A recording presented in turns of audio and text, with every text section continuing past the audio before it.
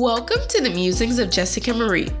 The Negro Leagues were professional baseball leagues with teams of Black American players, coaches, and management. They were formed to combat the color barrier in major and minor baseball leagues and began in the 1880s. While the very first known baseball game between two black teams was played in New York City in 1859, many famous athletes like Moses Fleetwood Walker and Jackie Robinson went on to the major leagues and became legends. Join me as we shine a historical spotlight on one of the Negro League teams called the Atlanta Black Crackers. The team was founded in 1919 as the Atlanta Cubs and were a semi-professional team of black college students. They quickly changed their name to the Black Crackers and played independently before joining the minor league Negro Southern League (NSL) in March 1920. Their uniforms, bats, baseballs, and other supplies were donated by the local white league team, the Atlanta Crackers. Despite being slated to play the 1921 season, there's no record of the league ever playing any games. At the time, the Negro Leagues were in the early stages of development, and many fledgling teams failed before they even got a chance to play ball. Teams would regularly be added and subtracted from leagues each year, leading to a rather volatile landscape that ultimately prevented much growth or improvement in facilities. From 1922 to 1925, the Black Crackers continued playing independently and actually took a 2-year hiatus before regrouping for the 1926 NSL season. This cycle continued through 1929, with the NSL taking multiple hiatuses and the Black Crackers picking up games as frequently as they could. This was a particularly difficult stretch of time since the Great Depression had all but broken most of the Negro League teams by 1932.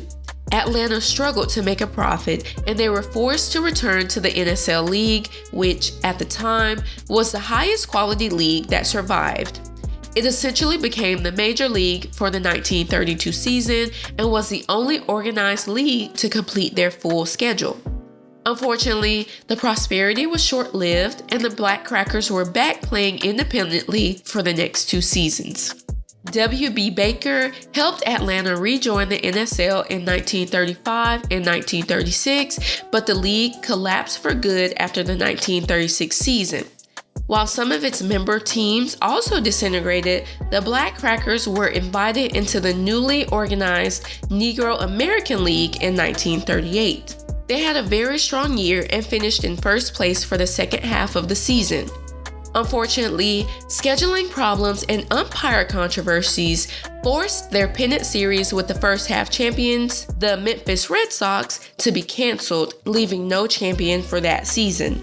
The team played their home games at Ponce de Leon Park, but weren't allowed to play when the white Atlanta Crackers, who shared the park, had a home game.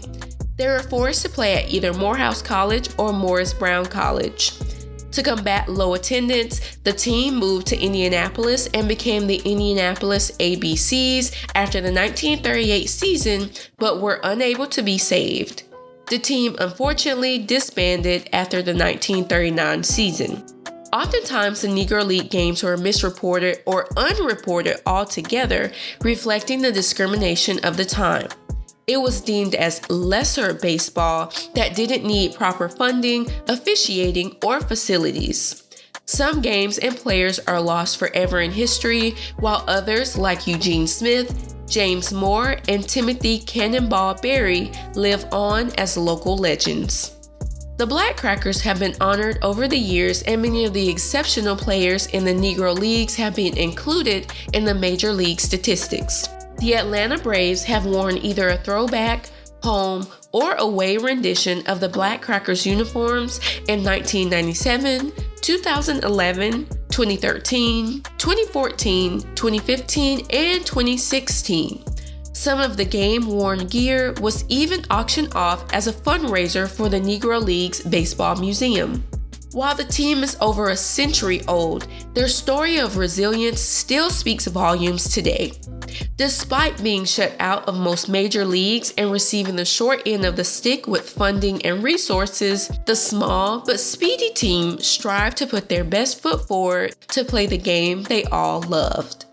If you enjoyed this episode, let me know by giving this video a thumbs up, leaving a comment, and subscribing to my channel. I'll see you in the next episode. Signed, Jessica Marie.